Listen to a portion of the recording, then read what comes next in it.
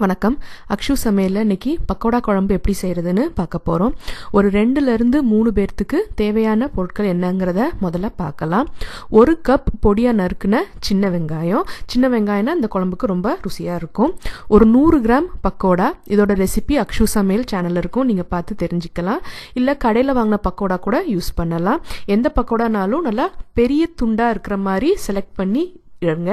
ரொம்ப பொடி துண்டா இருந்தா கரைஞ்சு போயிடும். 1 கப் கெட்டி தேங்காய் பால், அதாவது முதல் தேங்காய் பால். 2 கப் தண்ணி தேங்காய் பால், அதாவது 2வது தேங்காய் பால். 3-4 பச்சை மிளகா காரத்துக்கு ஏற்ற மாதிரி. 1 இன்ச் சைஸ்ல ஒரு துண்டு இஞ்சி. பெரிய தக்காளியா ஒரு தக்காளி எடுத்துக்கோங்க. அது போக கொஞ்சம் கொத்தமல்லி இலை. தாளிக்கிறதுக்கு 1/2 டீஸ்பூன் கடுகு, 1/2 டீஸ்பூன் சோம்பு, அதாவது பெருஞ்சீரகம், 2-3 பெரிய துண்டு பட்டை. இது வந்து நைஸா இருக்கிற பட்டை. நீங்க யூஸ் பண்ற பட்டை வந்து கொஞ்சம் தடிவான பட்டையா இருந்தா ஒரு துண்டு போதும், ஏன்னா அது கொஞ்சம் ஸ்ட்ராங்கா இருக்கும். கொஞ்சம் கருவேப்பிலை, 1 டீஸ்பூன் மிளகாத்தூள், 1/2 டீஸ்பூன் மல்லித்தூள், 1/4 டீஸ்பூன் மஞ்சள் தூள், 1/2 டீஸ்பூன் ஜீரகத்தூள். முதல்ல ஒரு கடாயில் ஒரு 4 டேபிள் ஸ்பூன் நல்லெண்ணெய் சேர்த்துக்கிறேன். நல்லெண்ணெய் கொஞ்சம் டேஸ்டா இருக்கும் இந்த குழம்புக்கு. இல்லைன்னா நீங்க சாதாரண ரீஃபைண்ட் ஆயில் எதுனாலும் யூஸ் பண்ணிக்கலாம். எண்ணெய் நல்லா சூடானதும் முதல்ல கடுகையும் சோம்பு, அதாவது பெருஞ்சீரகத்தையும் சேர்த்து அது நல்லா வெடிச்சதுக்கு அப்புறமா நம்ம வச்சிருந்த 2 பெரிய துண்டு பட்டையை இந்த மாதிரி நல்லா நசுக்கி சேர்த்துக்க போறோம். அதுவும் நல்லா பொரிஞ்சதுக்கு அப்புறமா கடைசியா கருவேப்பிலையை சேர்த்து, கருவேப்பிலை நல்லா வெடிச்சதுக்கு அப்புறம் நம்ம வச்சிருந்த இஞ்சியை நல்லா பொடியா நறுக்கி வச்சிருக்கேன், அதை சேர்த்து ஒரு 1/2 நிமிஷம் நல்லா வதக்கிக்கோங்க. அந்த பச்சை வாசனை போய் அது லேசா ஒரு பொன்னிறம் வரணும். அது கூடவே பச்சை மிளகாயும் சேர்த்துக்கலாம். ரெண்டும் பச்சை வாசனை போய் அந்த லேசா ஒரு நிறம் வர ஆரம்பிக்கும் இஞ்சியில. அந்த டைம்ல நம்ம வச்சிருந்த 1 கப் சின்ன வெங்காயத்தை சேர்த்து ஒரு 2 நிமிஷம் வதக்கிக்க போறோம். அந்த வெங்காயத்துல இருக்கிற நல்ல பிங்க் கலர் லேசா மாறி ஒரு லைட் பொன்னிறம் வர ஆரம்பிக்கும். இந்த மாதிரி இந்த நேரத்துல நம்ம தக்காளியை சேர்த்துக்கலாம். ஒரு 2 நிமிஷம் நான் வெங்காயத்தை வதக்கியிருக்கேன். வதக்கிட்டு தக்காளியை இந்த மாதிரி சின்ன துண்டா கட் பண்ணி இதையும் நல்லா கலந்து வதக்கிக்க போறோம். கூட ஒரு 1.5 to 2 நிமிஷம் அந்த தக்காளி நல்லா வதங்கி மசிஞ்சு வெங்காயத்து கூட கலந்து இந்த மாதிரி எண்ணெய் தெளிஞ்சு வரணும்.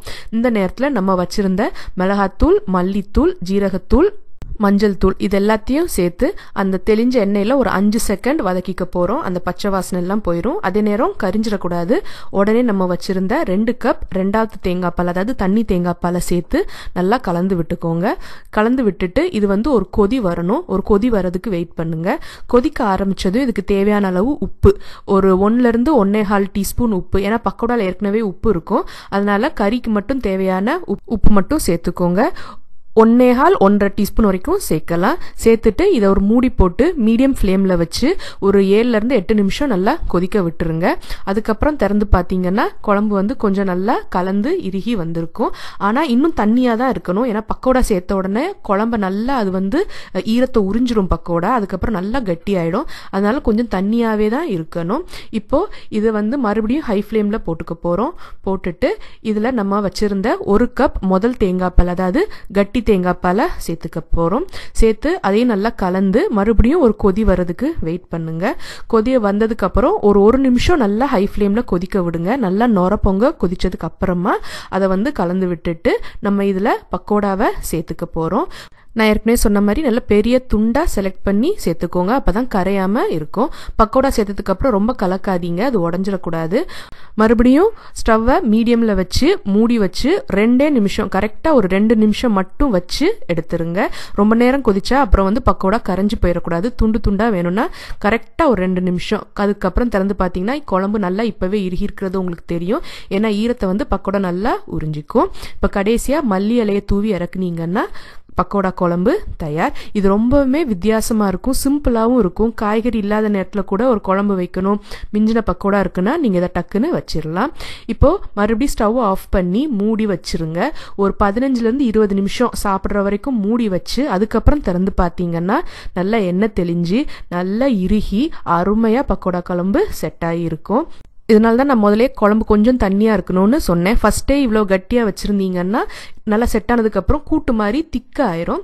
அதனால ஆஃப் பண்ணும்போது கொஞ்சம் ஈரத்தோட தான் இருக்கணும். செட் ஆகி வரும்போது இந்த மாதிரி அருமையா இறுகி வந்திருக்கும். இது நீங்க இட்லி தோசைக்கு தொட்டும் சாப்பிடலாம், சாதத்துல பிசைஞ்சு சாப்பிடலாம், எப்படினாலும் அருமையா இருக்கும். உங்க வீட்லயும் ட்ரை பண்ணி பாருங்க, நிச்சயம் எல்லாத்துக்கும் ரொம்ப பிடிக்கும். நன்றி.